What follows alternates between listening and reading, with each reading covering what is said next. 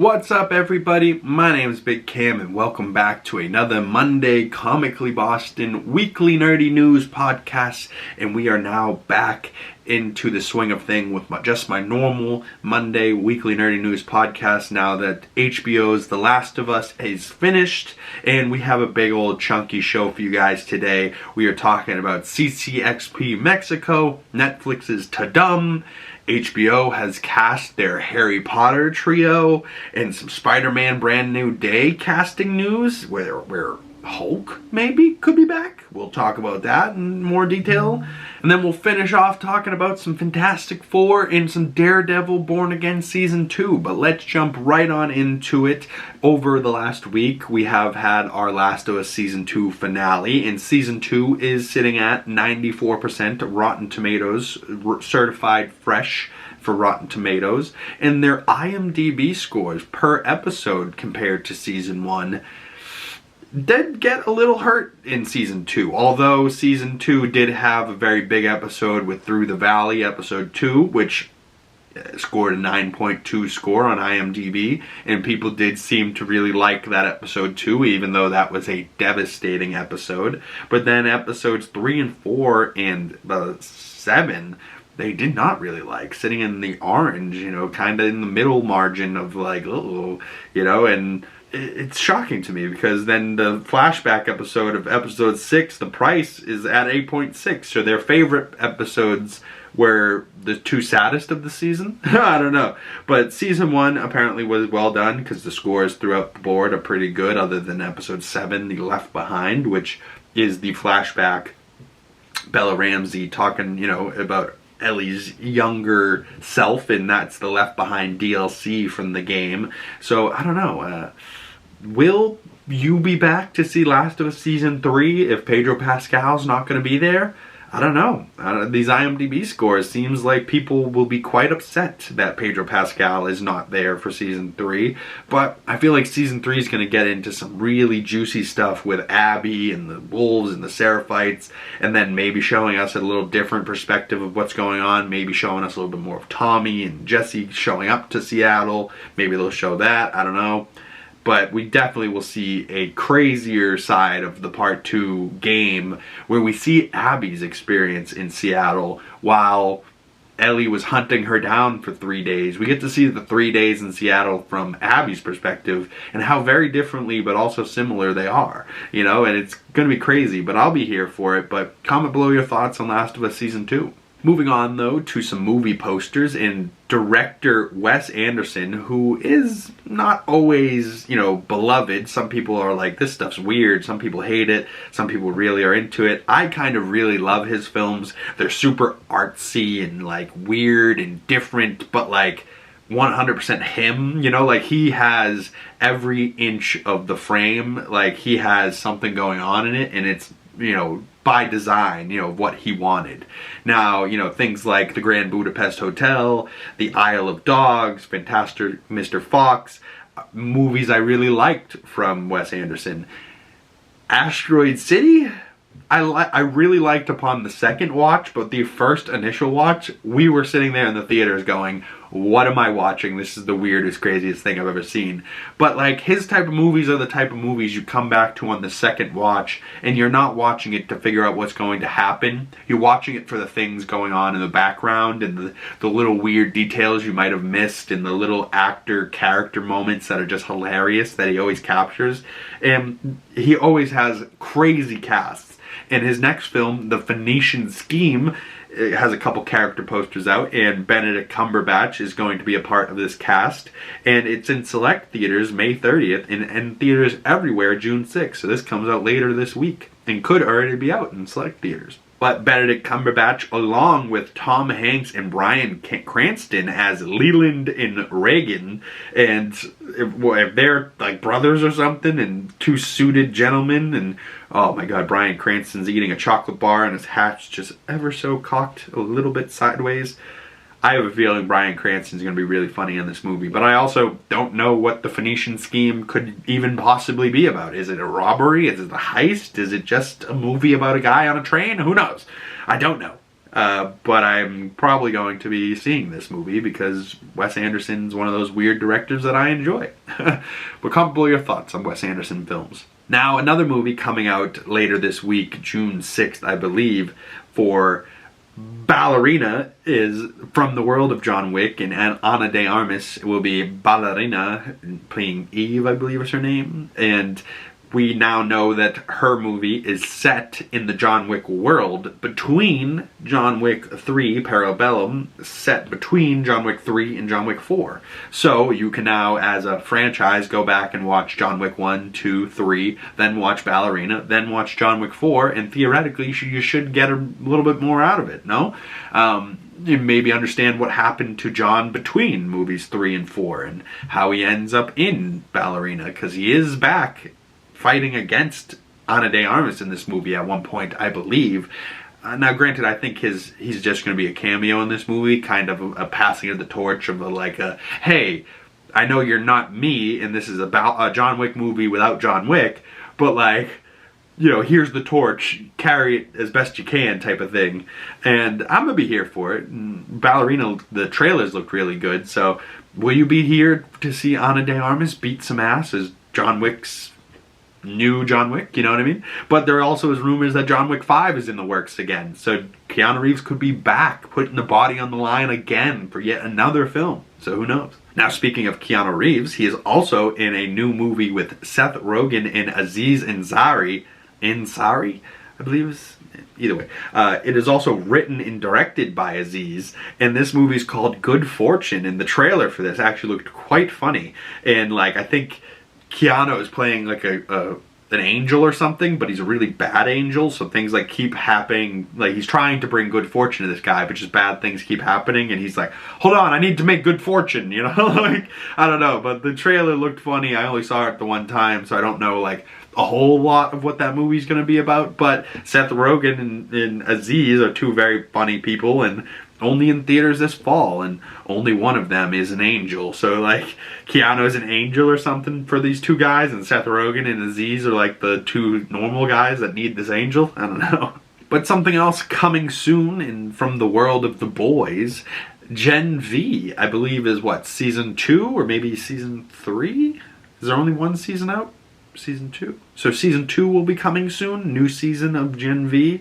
And season 1 was quite interesting, where like I was like, by the end of it, I was like, whoa, this was kind of a crazy show. It's almost The Boys if it was set in college, you know what I mean? Where like these, you know, they're more my age, college age kids in their 20s, where like The Boys are more like the Avengers if they sucked, you know what I mean? Like, I don't know. But The Boys is like super dark, and Gen V is just as dark, and coming soon to Prime, you know? And yeah, if you haven't seen Gen V or The Boys, I highly recommend going and checking those out if you don't mind being scarred a little bit. You know, if you're soft, not for you. Another movie coming to Amazon Prime later in August 6th, the release date for The Pickup, which I think is like a bank robbery type of movie, or like maybe they're armored guards and they end up having to like rob a bank, or like maybe Keke Palmer's character is robbing the you know, I mean, those like money van guys, the bank vault guys type of thing.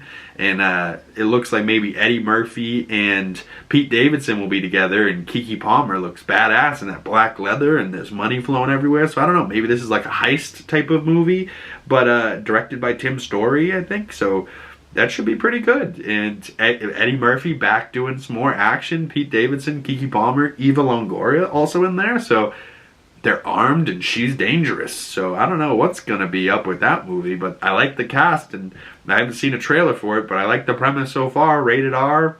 Eddie Murphy, I'm here for it. It is also the 50th anniversary of Jaws this year, and looks like there's going to be a Jaws at 50, the definitive inside story of the breakdown of Jaws, of, you know, the documentary of Jaws, the movie you know, the story you don't. So hearing the real true story behind the scenes of how Jaws got made.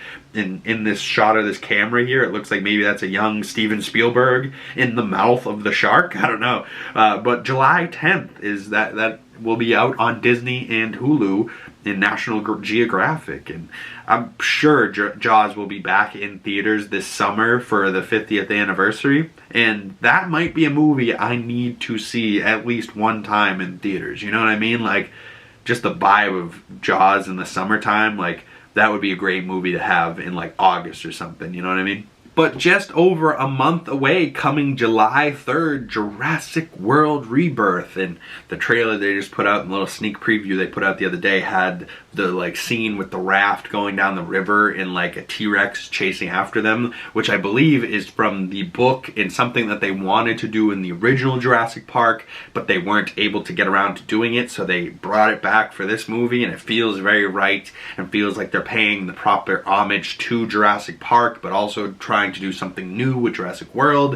And I believe Gareth Edwards, the director of this, is going to be doing quite a good job with the dinosaurs. Like the way he did Godzilla, the visual effects that he does are really, really good. He did The Creator, so I feel like the way he captures not only his actors, but then, you know, puts VFX in the sequences, he knows what he's doing, and I have really good faith in Jurassic World Rebirth, it being a very good movie. Scarlett Johansson, Mahershala Ali, and Jonathan Bailey. It's got the cast, it's got dinosaurs, what is not to love, you know what I mean? Now another movie coming out, Ethan Hawke, Black Phone 2, and Black Phone 1, I believe, was a very creepy movie, and but I also heard good things about it, but I didn't get around to seeing it because I'm a scaredy cat and I don't like scary things. But Ethan Hawke in the Black Phone 2 coming to theaters October 17th, so coming around Halloween time this October. I could be in for that, you know, maybe spooky season. Maybe you guys get me into Black Phone. You know, comment below if that's something I should go check out the first one so that I'll be able to see the second one in October. But dead is just a word. So maybe he dies in the first movie and then it's like, uh-oh, he's back. How is he back? And it's like cold and icy, so it's like frozen. So maybe we'll be set in like the winter or something. I don't know, man. I don't know. Creepy, scary stuff. Just the poster was creeping me out. I don't even want to think about watching the movie. Another scary-esque movie from Blumhouse, Five Nights at Freddy's 2 is coming to theaters December 5th. And for the Five Nights at Freddy's fans, here you are again for your second film. And I'm sure this will do well for those people. But I genuinely, I have never met somebody actually in real life that plays this game and that is a Five Nights at Freddy's fan. But people on the internet really love it, and gamers really love it. So, I don't know, I've never even seen the game, but I know it's creepy and weird. Not for me. Have fun. Now, something that is for me, coming out later this week, June 6th on Hulu, Predator, Killer of Killers. Ooh, I am so hyped for this. I mean, I know we're getting Predator Badlands, I believe, later this year. So 2 Predator films in a year, and one of them is a animated film. Now granted, I wish this was live action, but I'm sure there will be things that they're able to do in this animation that will just like really be crazy because it's too hard to do in live action, you know what I mean? But I believe we're going to be getting some different Predators fighting World War II Vikings and samurai, so we're going to be getting like, it's kind of like an anthology series, or I wonder if it's even like a movie or if it's like a couple episodes. It's kind of short films, so maybe it's like an hour and a half, but like it's 3 different half-hour things. I don't know how it will come out, but I am definitely going to be watching this, so stay tuned for a Predator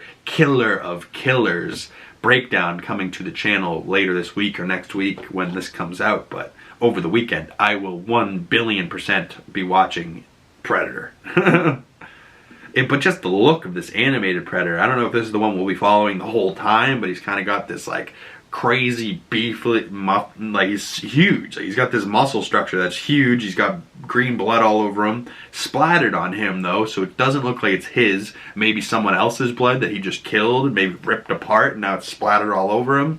He doesn't have the old school mask on, but he does have his little pincers. Pretty crazy looking Predator, but I am totally into that and I want to see more of it. But on to one of the biggest topics of today.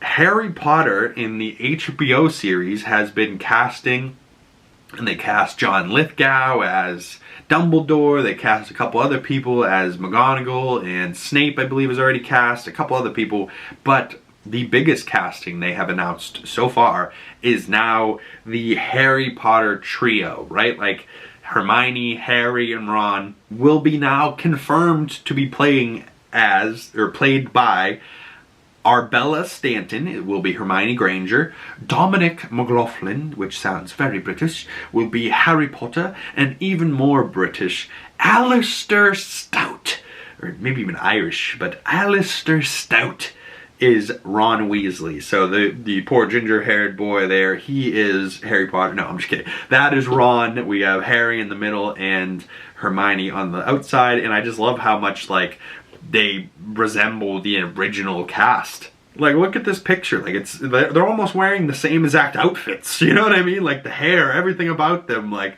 they should have maybe thrown on the little glasses on Dominic McLaughlin in the middle there. But, like, it's crazy to me how much they actually do capture the vibe of Harry, Ron, and Hermione to me.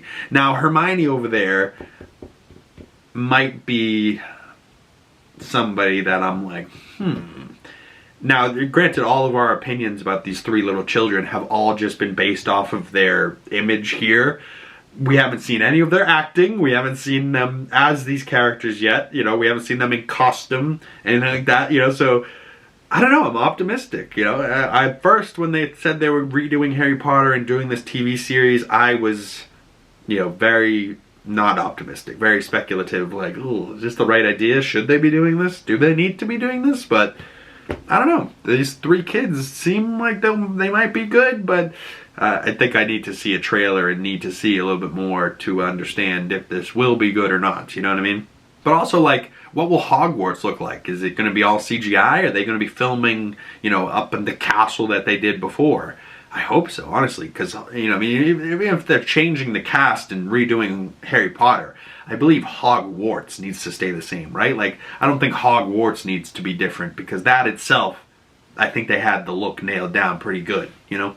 But I don't have a whole lot of images from the event, but Netflix had their Tudum 2025, which I think might have been their first one, because I don't ever remember hearing Tudum 2024, or like, you know, this event in the past. But I believe this is kind of like, you know, a Comic-Con type of thing, but Netflix hosted their own event where they're shouting out their future projects and like what's coming later this year and up front, you know, for the rest of the year and into the next year for Netflix. And they announced Wednesday with, they had Jenna Ortega there, and she was there with a giant thing, you know, a hand walking on the red carpet, and he had a microphone. So, you know, Wednesday, Season 2 trailer, and they also announced that Stranger Things Season 5 will be dropping in 3 volumes. Volume 1 will be dropping November 26th, so pretty much Thanksgiving, I think. Volume 2 will be dropping Christmas, and then the final, which I don't know if it's just one episode or the finale, will be dropping on New Year's Eve. So interesting little release schedule to be over the holidays for Stranger Things Season 5. Those kids are not getting any younger, so I'm very glad that this season is coming to an end and that show is coming to an end, and I hope they kill some of those kids, because you can't go 5 seasons, have these kids go from being literal children to past the adultage, you know, like they're already in college, some of them graduating, you know what I mean? Like, it's far too long they spent for these children, you know what I mean? Like, I don't know. But I haven't gotten into Stranger Things a whole lot, so maybe I'll have to catch up myself for Christmas of 2025. They also announced that the Squid Game final season, whether I think that's Season 3?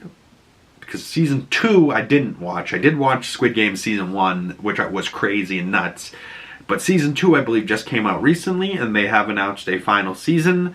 One Piece, the live-action One Piece show was there, the cast was there, and they also will be announcing a Season 2 or Season 3, whatever the next season of One Piece will be coming, and people were enjoying that. WWE also had a presence there. We saw Dominic Mysterio and Liv and Rhea and CM Punk were out on stage, and they were kind of jarring at each other, but, you know, WWE, Netflix, you know, they now are on Monday nights, so people that have been checking that out, check it out, you know, and loving WWE over at Netflix. But one of the biggest projects announced over the weekend, and like there was a trailer that came out, so maybe I'll do another trailer breakdown, trailer reaction on the channel for the footage that came out for this. And this is Guillermo del Toro's Frankenstein with Mia Goth and Oscar Isaac, and I believe also Jacob Elordi. He's playing Frankenstein himself, and they tried not to show him as much as possible. They only gave us like one brief look, and it was kind of like before he was Frankenstein, when he's still strapped up to the table, you know, before the lightning strikes, and he's alive, you know, like, I don't know. Frankenstein, the original, wasn't always my vibe, you know, like I was more into like Van Helsing's Frankenstein, where he's not really a main character, but like Van Helsing and Dracula are. You know, I don't know. But Frankenstein, coming 2025, and I believe on Netflix, but also into theaters, with Guillermo del Toro's vision coming to life, and that's kind of cool, very interesting, and the trailer for that looked very interesting as well. But they also showed a little teaser for Wake Up Dead Man, which is Knives Out 3, and the cast for that is insane. Jeremy Renner, and of course Daniel Craig's back as the detective, and there's a bunch of other people in that cast, and when a full trailer comes out for that too, I'll be checking that out and breaking it down and reacting to it on the channel.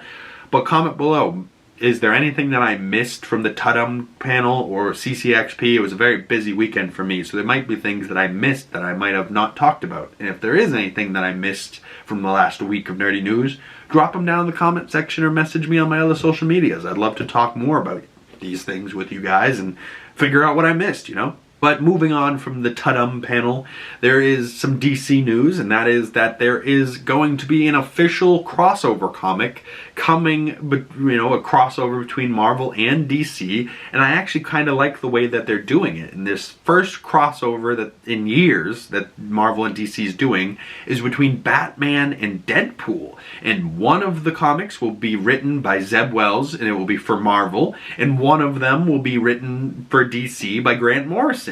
In the first Marvel Disney crossover in over 20 years. But I think that's so cool, right? Like we get a Marvel Entertainment Batman Deadpool comic, and then we get a DC Studios and like a DC Comics Batman and Deadpool. And it's like, huh, all right. I kind of like it, you know, I'm here for it, and I like that they're working together again, and that the fact that we haven't been able to do that for 2 decades, and now all of a sudden James Gunn and Kevin Feige and Marvel and DC are now able to do things together. Like, imagine 10 years from now when we're able to have a fully realized Justice League fighting the Avengers, the X-Men, the Fantastic Four all together. You know, like we could then bring these 2 crazy universes together at some point. Like that would be nuts to do in live action. And if anyone can do it, it's James Gunn and Kevin Feige. Also, in other DC news, there was a poster, a new billboard for Superman. And he's kind of holding up the July 11th instead of like holding Superman. He's holding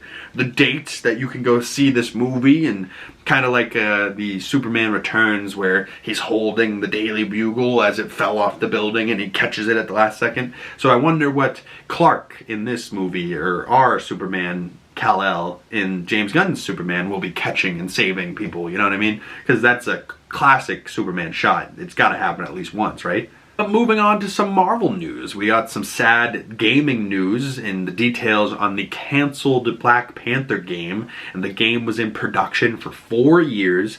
A new system inspired by the Nemesis system was being built for the game, so they were like, you know, creating new technology for this game, which sucks when they put in so much work and then all of a sudden it just get canceled on them. But playable characters included T'Challa, Killmonger, and Shuri, all vying for the Black Panther mantle. And the main villains were the Skrulls invading Wakanda. So, kind of interesting. I mean, like, I would have played that game, and now canceled, never to be played, never to be ever seen on a gaming system ever again. Like, that sucks. I hate when stuff gets canceled. Like, I believe the Wonder Woman game also got canceled, and it's like, that one probably wouldn't have done well. You know, I don't see a whole lot of people wanting to play as Wonder Woman, but like Black Panther, I think people would have played as. And EA cancels another game and closes Cliffhanger Studios, the studio that was making this. So not only did they cancel the game, they just closed the studios. Whatever other projects they had in the works too, those are also done. Like, oh, God. But in other Black Panther news, there is an animated Wakanda, Eyes of Wakanda show that will be coming, and this is an entertainment summer preview, so I believe this is coming in August or something like that, which, you know, will be cool to have another Marvel animation project out. But you can see like one old big dude in like lion sculptures on the front of these ships, and one of them's like cloaked with these gold armor, and one of them has like this face on the front of his armor. One of them's this big dude with like almost like Killmonger, like, or T'Challa, like teeth or like claws, you know what I mean, like around his neck as like a necklace. Kind of cool. I do like the art animation style. Like these people are all, you know, wearing like lion type masks and have like this purple and gold look on them. Like, when is this set? Is this ancient Wakanda? Is this current Wakanda? If it is ancient Wakanda, what year? Like, what tribe is this? And will we learn more about them? I'm sure we will, but, you know, we see, you know, maybe this is the Black Panther, maybe it's not, but like, I don't know. That seems like maybe like a Dora Milaje. She's got like kind of the knives like that girl does in one of the scenes in Wakanda Forever. Like, I don't know. Like, so this woman here, I think, is looking at this king with gold and staff, and he's wearing like this mask with white poofy hair or something at the back. Like, I don't know, but I do appreciate that the animation style looks so much different than What If or any of the other Marvel animation we've seen, whether it's X-Men 97 or Your Friendly Neighborhood Spider-Man or What If. Like, I actually quite appreciate how different this one looks, and it kind of looks really cool, and all the other animation styles that I've seen and all the images from this looks really great. But something else that looks really great, and you guys know me now, I'm deadly into Hot Toys and unboxings and collecting so many of these figures and characters that I really like, and Thunderbolts is of course a movie that I've adored now so much. I've seen it twice in theaters. I'm dying to see it again when it comes out on Disney Plus or comes out for rent. I'm totally getting it and watching it numerous times immediately. But Yelena Belova is getting her outfit from Thunderbolts, which I thought was more of like a black or gray. It's actually kind of greenish, but it's not like her white suit from the original Black Widow movie. So, you know, getting an updated Yelena Belova and having this Florence Pugh with this haircut, like, it's a normal stoic face, but, you know, a lot of detail. It really does look like her. And, you know, the actual figure itself, you know, she's got guns and knives and batons that you can put on her back, and I'm sure she's got holsters where you can put the gun in her holster, but also comes with a whole bunch of accessories, a nice new base with like a yellow plaque on the front, a couple different batons where you could attach like the grabber hook things to them, or just have the batons, a couple guns, you could have the batons on her back, you know, a decent amount of accessories. But the main thing that you're going to be getting here is this figure, and some people were saying that you might not be able to do as aggressive posing with this figure because the material on the suit might be bad. But if I get all of the Thunderbolts, I'm going to have them all just standing there as a big family. You know, I'm not going to have them in crazy poses anyways, but definitely a very cool figure that I will be getting, and I hope they do like Red Guardian and John Walker and the other Thunderbolts as well. But comment below your thoughts on the Thunderbolts. Did you enjoy that film? And I'm going to be dying to see those Thunderbolts in Avengers Doomsday, which, if you guys didn't hear, did get delayed. So now Avengers Doomsday will be coming out December 18th of 2026 in this new logo. I don't know if Marvel Studios put this logo out or if this was a fan-made logo, but it's got some more greens and golds and kind of cracks of gold in the green. And I found that very interesting. Is this teasing Loki, or is this teasing just like the green of Doctor Doom's cloak? But what's the gold? I don't know. Kind of gave me the vibe of like Loki's throne that he's sitting on, where he's holding all the timelines together. I don't know, but Avengers Doomsday coming December 18th of 2026.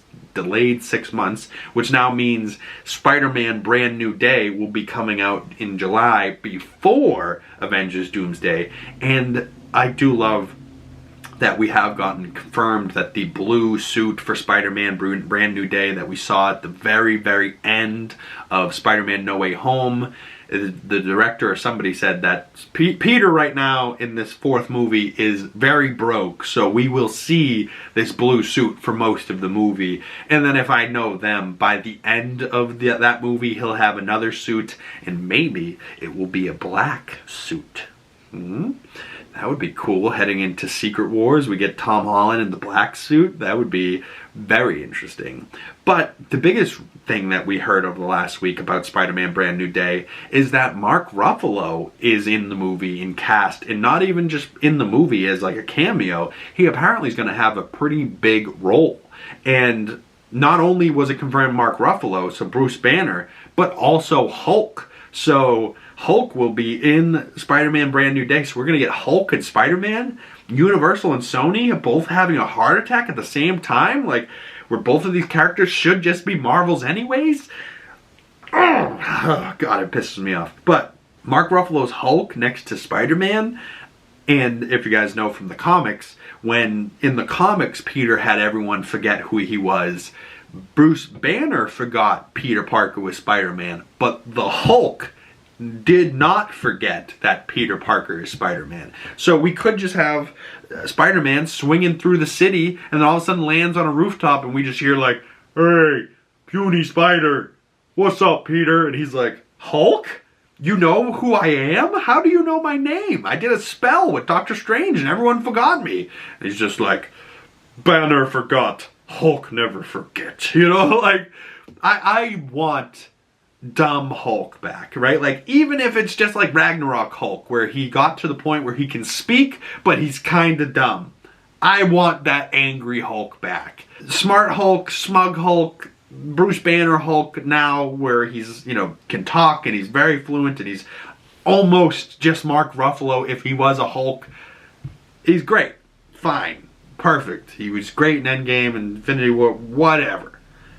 We want, as an audience, we want angry Hulk back. If you just saw Red Hulk, right? Like, I've rewatched now since Captain America Brave New World just came out on Disney Plus last week. I've now rewatched that movie 3-4 times. Not because I loved the movie, because I wanted to see Red Hulk go on a rampage in the White House for the last 30 minutes. You know what I mean? Like, because it sucks that it's way at the end of the movie. So I almost like coasted through, you know, not even really fully paying attention for the first half, 3/4 of the movie. And then once the Red Hulk stuff comes in, you find your phone's off and you're like fully like, wow, this is some crazy shit. You know, like, remember the first time I saw it in theaters, I was like, all right. And like, I thought it was all spoiled for us in the trailers. It was awesome. You know, it's just awesome to see Harrison Ford turn into a giant raging Hulk that's red, you know? Like, I need my boy Hulk back raging. But Spider-Man Brand New Day is in the works, so that's exciting news in itself that Spider-Man 4 is out there in the works. Tom Holland's going to be in it, of course. Zendaya. But also, maybe Mark Ruffalo's Hulk? That's kind of cool. Will you guys be excited to see Hulk and Spider-Man in the same movie? Comment below your thoughts. Now we'll finish this up with talking about the Fantastic Four, and the Fantastic Family was all at Ccxp in Mexico, and this Los Fantastic Four Peremos Pesos, I don't even know what that says, but maybe it says first steps, I don't know. But Marvel Studios was in Mexico for Ccxp, and this is their new, like, I guess, city of New York, and like their Baxter building, it should be on the left there in the orange, but it's like blocks, like, you know, kind of flat blocky version of New York. I don't know, that's an interesting poster though, but I like this poster way better with the Fantastic Four, and you got one stretchy finger, you got one invisible finger, one finger on fire, and one rocky finger, and I really like that. You know, that's the Fantastic Four, you know, like, thought that was cool. We also have this Empire magazine, and at the top it says Superman, Nicholas Hoult on the joy of Lex, and then we see Empire, and we have the Silver Surfer swooping through the Empire logo, but we also have our Fantastic Family and the Fantastic Four First Steps flame on set with Marvel's iconic Super Family, plus F1, the Shrouds, Weapons, and Babe. And so there's some other information in this Empire magazine, but very cool that we have our Fantastic Family on the cover of Empire magazine heading into Marvel's next biggest film in July. But why does Pedro Pascal's Reed not have the white trim around the collar of his suit like everyone else on the team? Why is he different? I don't know. Screw you, Reed. It kind of bugs me. I kind of wish he had the whites, but maybe there's a reason he doesn't. I don't know. Maybe we'll find that out. But also there was like this fan-made or maybe even just an alternate poster to Empire magazine where you see Galactus kind of reaching out to grab the Earth, and you see the Silver Surfer, Shia LaBeouf, who is Julia Gardner in this film, coming out in front of it. Very cool. But also, Daredevil Season 2 of Daredevil Born Again Season 2 was filming, I believe, at, this was like Brooklyn or Manhattan City Hall, and it says resist and rebel on the building, and you can see Wilson Fisk mayor signs, like, and it's like his face, and it says New York Born Again. Ooh, so using that Born Again title to Wilson Fisk's advantage, you know what I mean? Like, but it says resist and rebel in big red and white letters on the building, you know, so big crowd out front, so this could be Mayor Fisk's big speech or something, I don't know. But Daredevil Born Again Season 1 was great, and they're building an army for Season 2, so I am fascinated to know more about that when we get to it. But thank you guys so much for joining me today. That's it for me with this another Comically Boston Weekly Nerdy News. If you'd like to follow my other social medias, links down in the description below for those. Go follow me on my other channels and my other social medias. And if you'd like to support the channel, this channel, and you enjoyed this video and you'd like to support me further, I highly appreciate it. If you would like this video, commenting down in the comment section below, subscribing if you're new, hit that bell so you don't miss future Comically Boston Weekly Nerdy News on Monday. My battery died right at the end there, so I'm going to try and squeak this in. Please subscribe, like this video if you haven't, hit that bell so you don't miss future videos. My name is Big Cam. Thank you guys so much for joining me, and I will see you beautiful people in the next one. Peace!